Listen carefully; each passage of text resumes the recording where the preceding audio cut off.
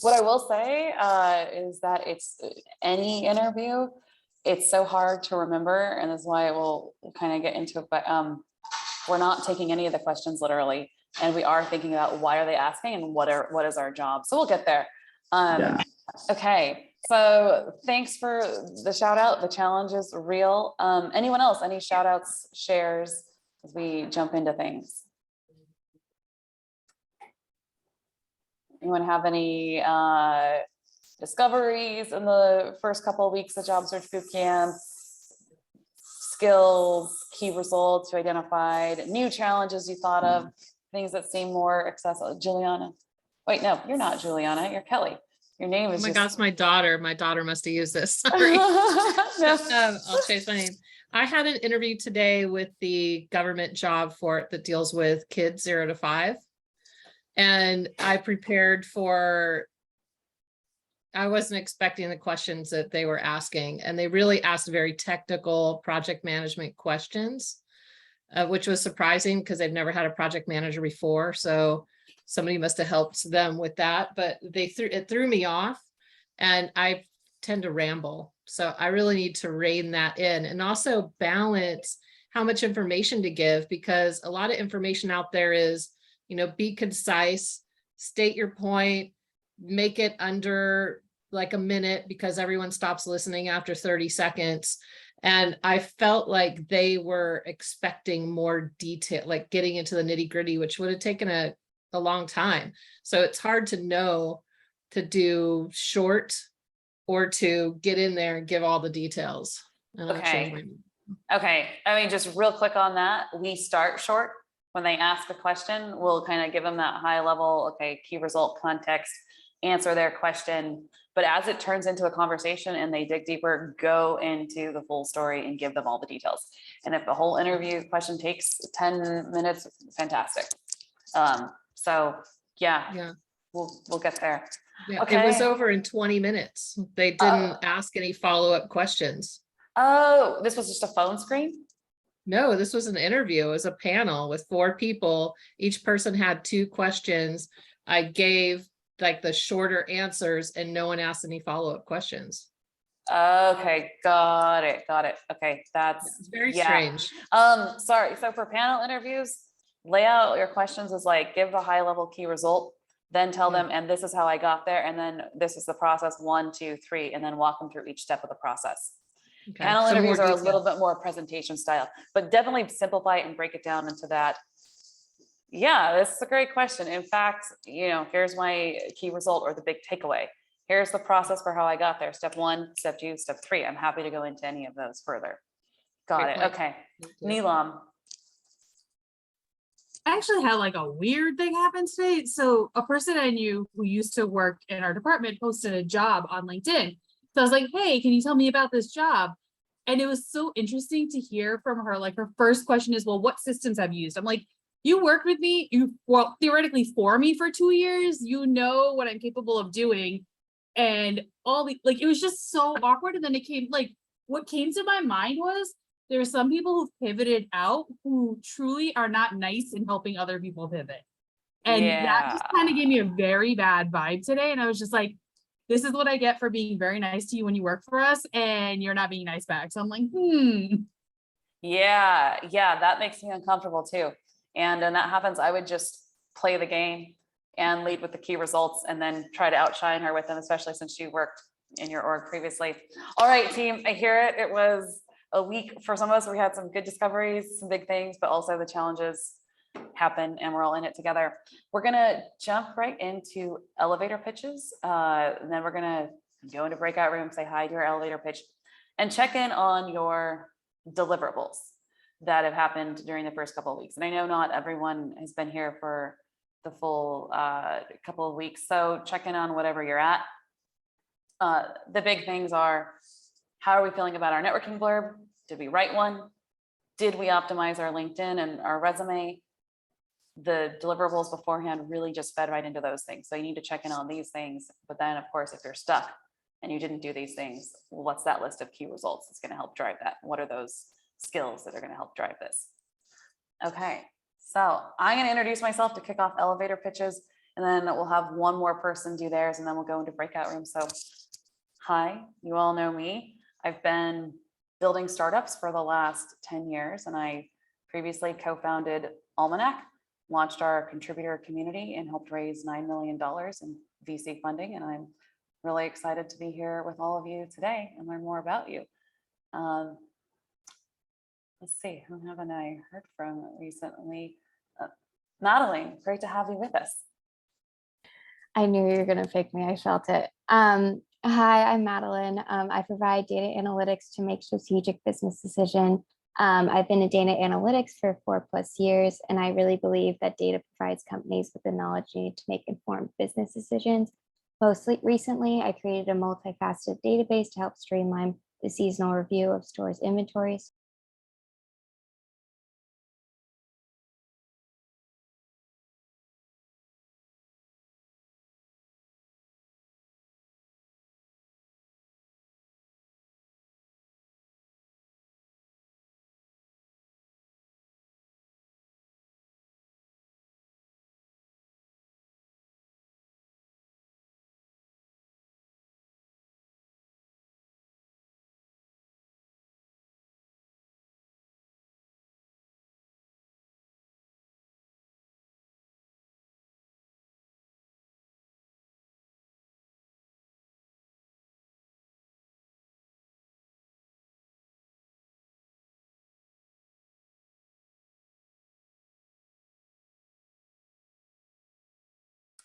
Abby, Erica.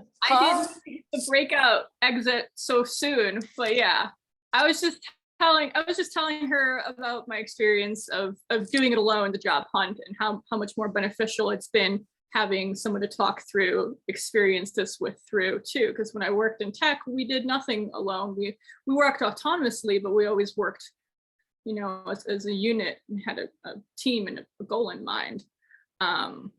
So yeah. Appreciate that. And Erica, yeah, we're excited to have you with us. I know this is your first week joining the cohort, so welcome. I believe it is, right? I think like, you weren't able to be here the first week. Was that right? Maybe she can't hear me. Nope. Okay. All right. Welcome back, everyone. I'm curious if anyone learned anything, any shares, shout outs. Practicing has been getting easier. I'm cringing just a little bit less inside every time I practice. I'm still, you know, working on it, but yeah, it's good. Practice is good. Okay, we'll take it. I love it. Anyone learn anything about someone else? I learned that Alina is doing something really cool with sustainability. Very cool. Any specifics? Waste management, which we all need because the earth is not in infinite source. No, it's not. Oh my gosh. Yes. Oh, thanks for we all need to remember that. Anyone else learn anything about anyone else?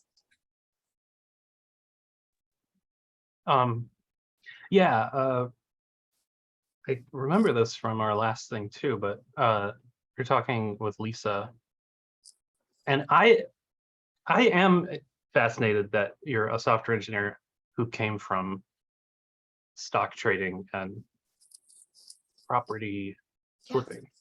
Yeah. I feel, because for me that tells me that you're an analytical thinker, and yeah. All right. Yeah, anyway. Now there are two people in your life, Lisa, who have thought this, because I thought this the first time I met you in the very first session where you shared this, and I did not share this with Lee. So I love that. Okay. Hopefully everyone got a chance to give their elevator pitch or think through it, talk through it, and talk about the deliverables. Also, I saw the question about LinkedIn profiles. So we're going to take a quick minute to review those, but just so that everyone knows what we're doing today, let me just share my screen so you can all see the agenda here. So we're going to talk today about how to conduct a networking call.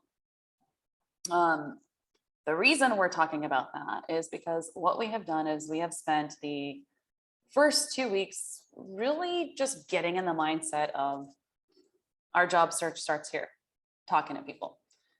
Get in that mindset by thinking about our skills, thinking about our achievements, starting to document them on our LinkedIn profiles, write that networking blurb. And then now we're going to learn how to talk to people so that it converts into job referrals.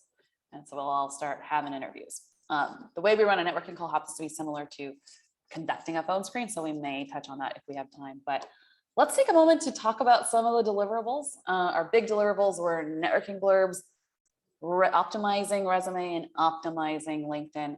I'm just going to stop sharing my screen. Does anyone here feel like you have all three of those in a place where you would go out in the world and say, hey world, here's my stuff? Okay, I'm seeing Neelam say no. Anyone feel like, okay, anyone feel like you're not there? Maybe that's the question I should ask first. Okay, Flavia, nod, not there yet. Lee's not there. Okay, so maybe some of us are in between, we're not sure. You're probably there, much further along than you think. The most important thing about your LinkedIn profile or your resume is that it shows a key result. And if you've all been thinking about your elevator pitch or you're somewhat aware of what you've achieved, that's gonna get you there. So I'm gonna show you an example of a LinkedIn profile first that isn't optimized, but what happened in this person's job search, just as evidence that most of us, while these pieces are very important, and we'll talk about how they fit in and while they're important, they're not nearly as important as just showing up and talking to people. So during week 2 of her cohort, and the only reason I'm a broken record for this one is because I don't have many of the networking blurbs at my fingertips the way I do Carla's, but I do Carla's. Her networking blurb has this key result in 3 months with the help of my analysis tool. 79% of students were scoring a solid 2, up from 58%. But Carla's LinkedIn profile, at the point that she posted that on LinkedIn, looked like this. Honestly, it's not an optimized LinkedIn profile, but it didn't matter because people saw her networking blurb. So when she reached out to someone, she led with that key result and they wanted to talk to her and find out more. This is a person who already proved to us that you can pivot from teaching into a brand new industry in 10 weeks. You're going to do so much better because you're going to go back to those job titles and put your top 3 key results that show impact. That's the most important thing. Then yes, there's a little bit more you can do. You want to have a little bit of that networking blurb right there in your about statement. Feel free to absolutely just use your networking blurb. In fact, another cohort had surprised me when they wrote their networking blurbs and literally put them in their about statement with the call to action. Come talk to me for 15 minutes about, you know, what you're working on in product, and then it worked. People saw it on their LinkedIn profiles and they came and talked to them. So it's like, yeah, make it a networking blurb or just make it a short statement.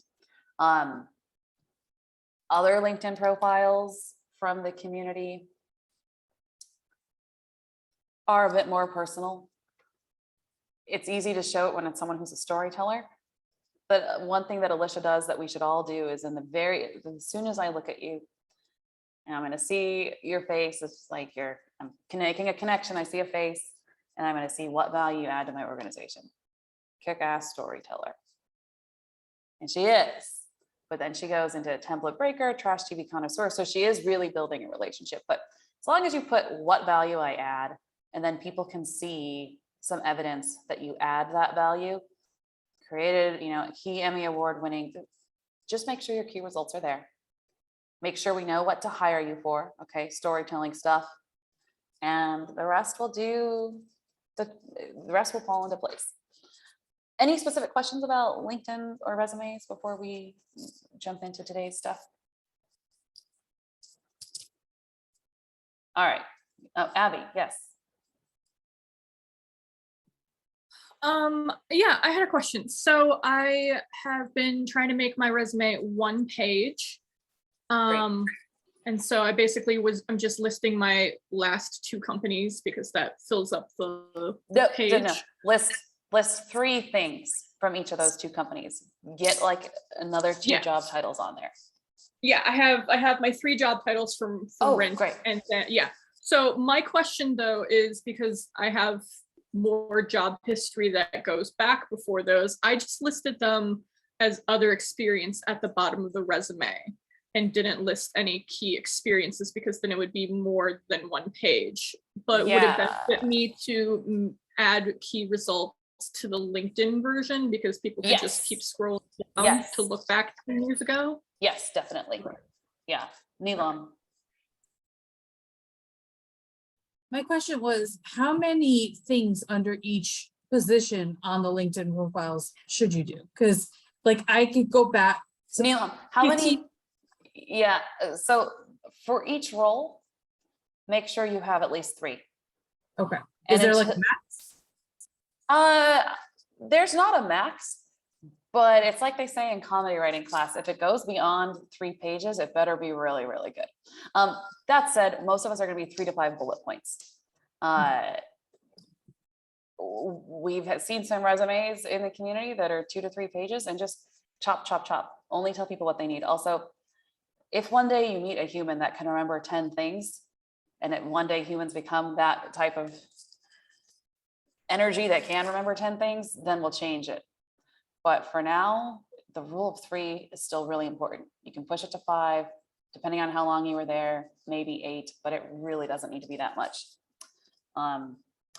Okay, excellent questions. We're gonna get to them. Flavia, could you drop yours in the chat? I wanna make sure that we get to today's material because now we're gonna talk about something that we've all been doing all of our lives, which is talking to people. We're just gonna add a little bit of structure to how we talk to people. Actually, has anyone here conducted a networking call in the last few months?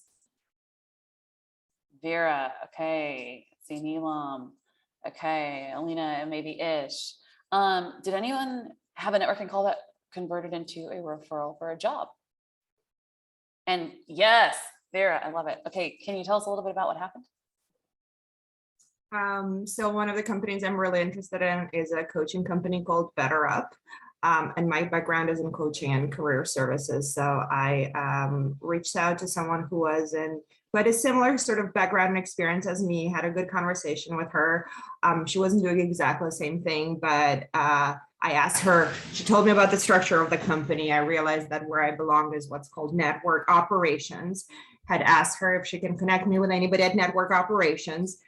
She did. I talked to somebody in network operations and we really hit it off.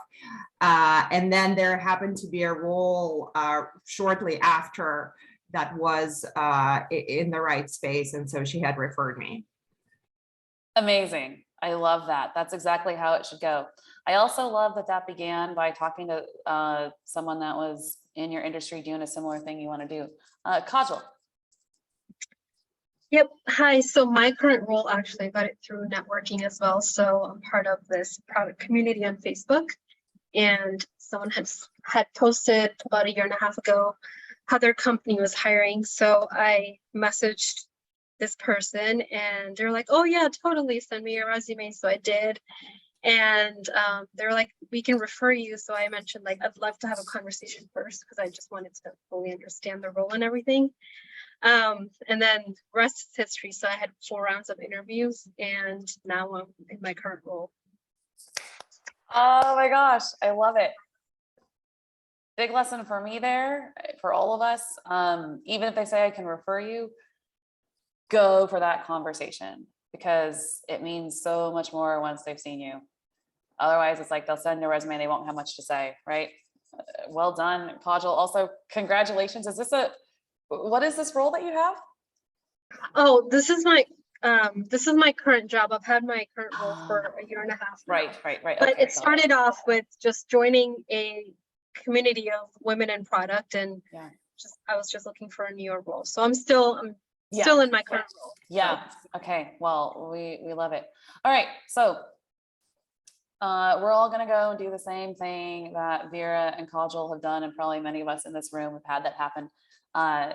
It's going to help us if we have a little bit of a structure behind us. But of course, we get in front of a person and it will just happen organically, right? So when you get to the call, you're going to have a little bit of research, know what you're going to build some rapport with about in the beginning. Some of us are such natural relationship builders, that's going to come organically. Others are going to we're going to look at their LinkedIn profile, think about it for a moment. So we're going to say hi, person to person. We're going to do our elevator pitch, 30 seconds, including a key result. They're probably going to do theirs. And then just have a kickoff question ready to go. A great kickoff question: how did you get into this current role? Or you can say, what does your day-to-day look like? What's the biggest challenge right now as a product manager at Alagen? Have a kickoff question to get them talking. After they talk for 8 to 10 minutes, call only needs to be 15 minutes. After they talk for 8 to 10 minutes and you're engaging and listening and asking questions, so it's a two-way conversation, but you're gonna wrap up the conversation by summarizing back what they said and asking for a referral. So it's Kajal, everything I've learned about you, how you kind of went out, talked to people about what they were doing, landed a job, and really strategized your job search. Well, unless you're the kind of person I would want to work with. I saw an open role at your current company. Hey, a referral from you would mean a lot. I'd love to send you my resume. Summarize key things you heard, send it back. Madeline, it sounds like you've been in data for a long time, and this is a role that I really want. I'm pretty inspired by what you've done in your career. XYZ. I saw an open role at your company. A referral from you would mean a lot. Madeline's probably going to say yes. So that's your networking call. We could go into a lot more detail. You all will have the script available to you to go and look at that. If you want to think more about starting that call, doing that research, you're going to research a rapport builder, have your kickoff question ready to go. And then your strong ask at the end is a warm referral. Every now and then there's a caveat. Someone gets there and like, I don't want a referral from this person. Well, all right. You can ask for an introduction to someone else. You can ask them just about the steps in the interview process of their company. Make sure you do have an ask. Otherwise, the person's like, what am I here for? But this is hopefully what we'll ask for. So yeah, you can go and take a look at the script, but the most important thing is us just practicing that referral ask. So we're going to go into breakout rooms. Your kickoff question with each other today is, how did you get into this field?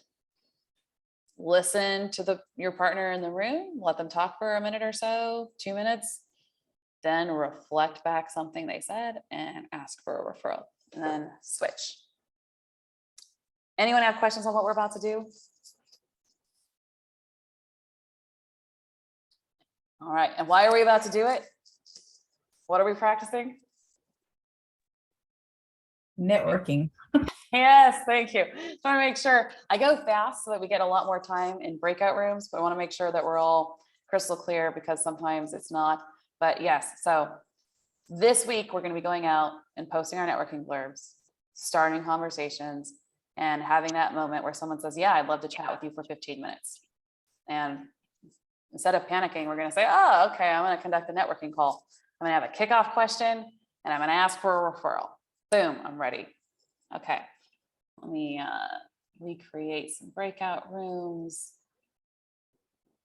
And then we will. Portion, but like also a little about you in there to kind of show like why you're passionate about it. And so it can't just be it can be like the elevator pitch, but like it also needs to include some sort of more personality into that pitch.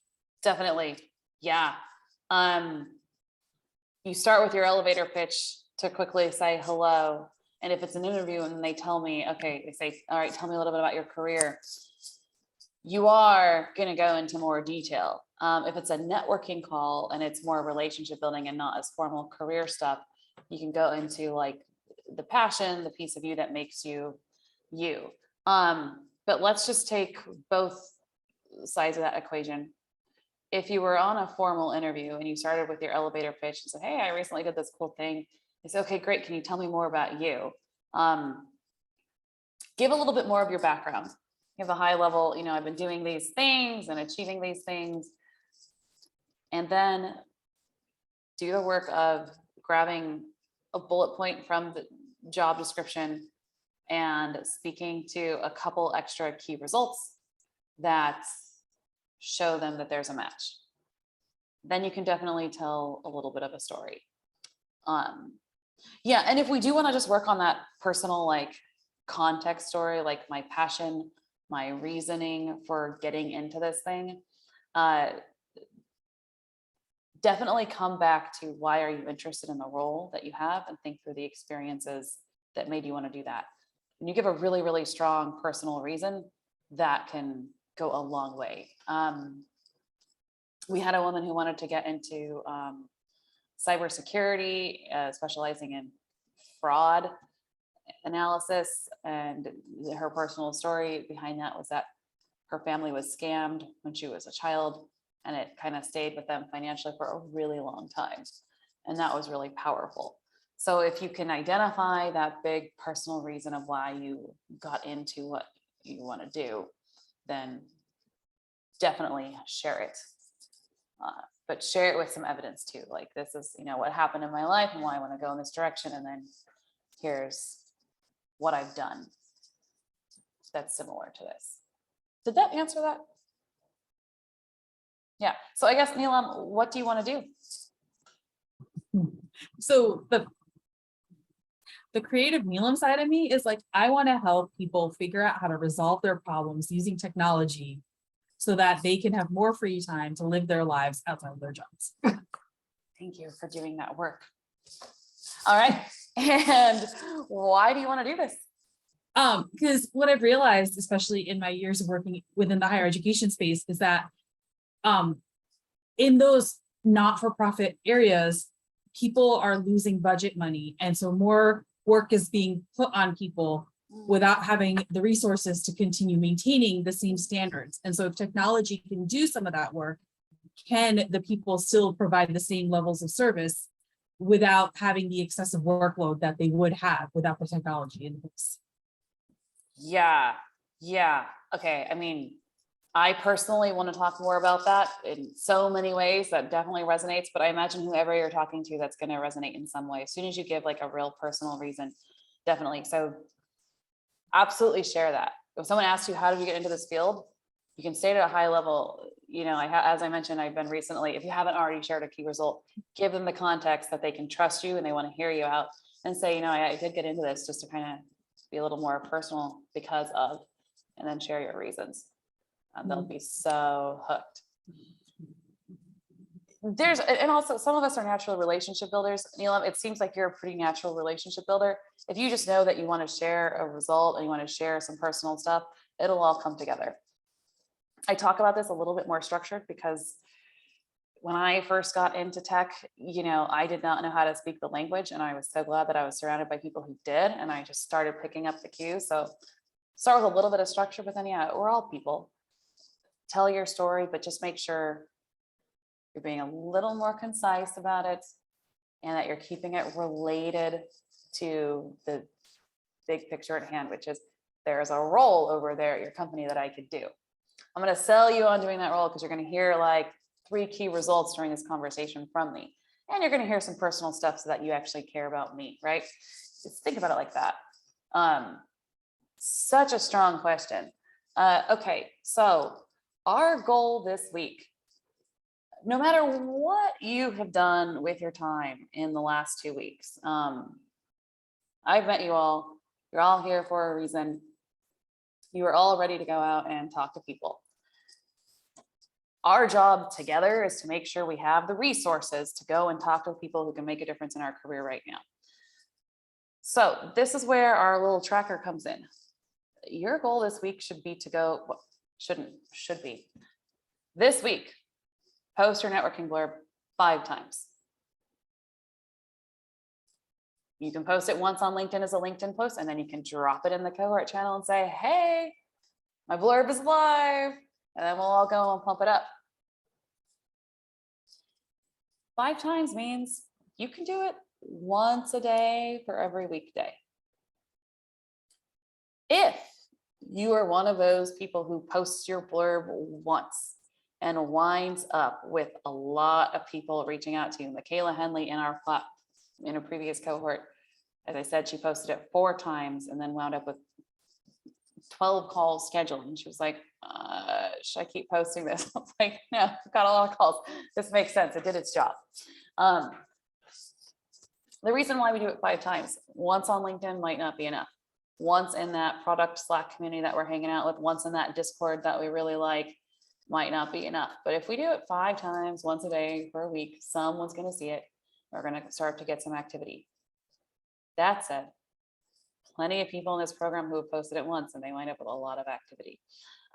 We never know who's in our network, who's going to see it. So I like, go and post it 5 times. Feel free to share it with each other first. In the July cohort, I think I've seen a few people post theirs. I need to go back and double check. I mean, everything that I've seen looks great. Looks better than most of the networking blurbs that are out there. Once you get into these Slack communities, Facebook groups, LinkedIn groups, Discords, Reddit, wherever you hang out, and if you're not sure where to post it, talk to each other, ask friends, ask me, I'll send you a list. We'll get out there and we'll do it. This is your number 1 goal this week, is to post this 5 times. That said, one-on-one outreach is just as powerful. Go and reach out to 5 leaders that you would want to work with. When you do a cold outreach direct message, it might not be your whole networking blurb, right? It might be, hey, Lee, I saw that you run this weekly program that I absolutely admire. I've been doing key result. Would love to chat. And then I just wait and see what happens. When I do cold outreach like that, I actually, if it's not someone I'm connected to, I click connect and then add a note. This process has worked for me throughout my career for so many different purposes. Whether it was job search or even as the founder of Lessons Up, when it was time for us to talk to investors, I went and for every investment firm that I wanted to talk to, I looked at 5 founders on their list of companies who they invested in, and I set my blurb to 5 so that I get at least 1 response. And that 5 to 1 still worked. I was like, all right, it still works great for no matter what the goal is. So it works. It's been tested so many times by people in this program. And if you reach out to recruiters, you probably only need to reach out to 3, because they're just going to get back to you because that's their job, is to reach out and find candidates. They're like, oh, someone's reaching out to me. Great.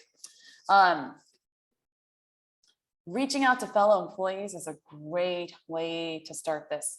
If you're like, I don't really want to reach out to the VP of marketing, but I'd work on, I might want to reach out to this marketing manager at my dream company. Great, reach out to them. Any thoughts on how this outreach can actually empower other people? Like the person you're reaching out to? Anyone ever consider that way?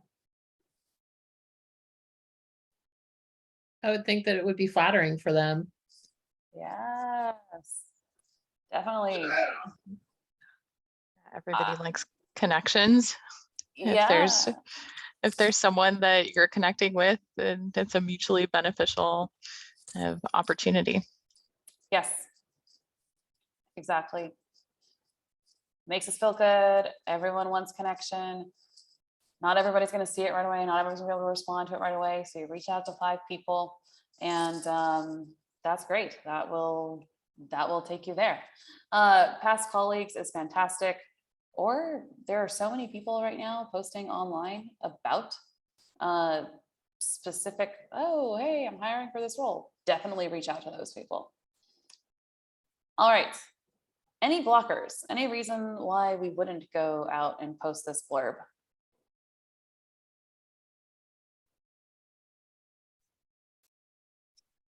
What if we're already employed and we don't want our employer to see our blurb? Got it.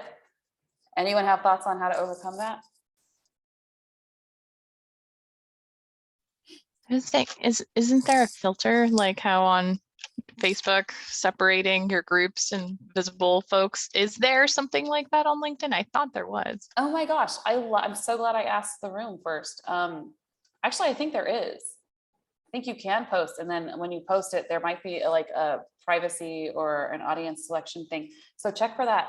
If there isn't, post your networking blurb, and instead of saying like, I'd love to explore opportunities at your company, you just say, and I'm looking to connect with other people in project management. And if your employer sees it and they dare ask you, and they won't, but if they do see it and they dare ask you, yeah, I'm doing my job, you know, making sure I'm staying on top of industry trends. And if they figure out that maybe you're looking at leaving, good. That's all I'm going to say to that is good. They can't directly ask you, they can't do anything about it, but good if they think that you might leave, because then they'll do more to keep you and your work life there might become a little bit better, or they'll get the feedback that they need to get. So I don't worry about that too much. Any other blockers? Oh, Go ahead. fear of success. Got it. All right, Lisa, that's yours. I don't feel like I've done enough homework on this. I don't feel ready for this. Yep. There's really not much that you need to do. If you've identified a key result, put it into a little networking blurb form. Hi, I'm Lisa. Been working on XYZ engineering projects. I got into this after, analyzing data to make smart decisions on trading and real estate industry. I'm really interested in talking to other people working with XYZ code. So that's the only homework that you need to do, because nothing's going to happen when you post that blurb. In that second, no one's going to jump on a Zoom call with you and say, Lisa, all right, why are you qualified for this job? They're not, right? If they were, that might also be great, but they're not. They're not going to push the post button and someone's going to jump into the room and say, all right, tell me what's up. So if you don't feel like you've done enough homework, go in and post your blurb in the Slack channel so that we can say yay, because we're probably not going to say nay, and get it out there. I will say on the imposter syndrome piece, yeah, fear of rejection, but all of you are here because you want to see a change in your career. Could the blurb be aimed at trying to find out if you want to do that area or industry or something? It could. The more strong and direct that it is, the more results you'll get. Oh, The more, hi, I'm Lisa. I'm a software engineer, recently went through this boot camp and built this thing. I got into this after X years of deeply analyzing trade and real estate. Excited to learn more about other projects people are working on in XYZ type of code. I'd love to chat for 15 minutes. Strong, direct, and clear, people will respond. When we're vague, when we're uncertain, people aren't sure how they're going to add value. Hi, I'm Melinda, and I've been building startups, been working a lot actually in operations, but also sometimes in growth. And I'm doing a lot of this because really, I have to just tell a very clear story. If I tell too many factors, or I'm just exploring, people aren't going to know that it's going to be valuable. Strong, direct, and yes, we're also all cheering for each other. And on that success note, let us know when you post it on LinkedIn and we'll go and pump it up for sure. But I haven't had anyone, everyone, all the hundreds of people that have been through Job Search Bootcamp, no one has come back and had a bad result happen. That's kind of amazing. That out of 312 people, not one person has come back and said, I posted my blurb and something bad happened in my life. Not one. Okay. If you're leaving today and you're like, Melinda's out of her mind, there's no way I'm going to go out and do this, please come and tell me. I want to know. We're going to do this together. Your resume, your LinkedIn profile is secondary to getting that blurb out there. People are going to talk to you because they see that little personal tidbit. So if those aren't ready yet, we will get those ready in the next week. And apologies for the dog barking in the background. I realize we're a little past time. So I'm excited about everything that's going to happen for all of us. I will see you all at the next one.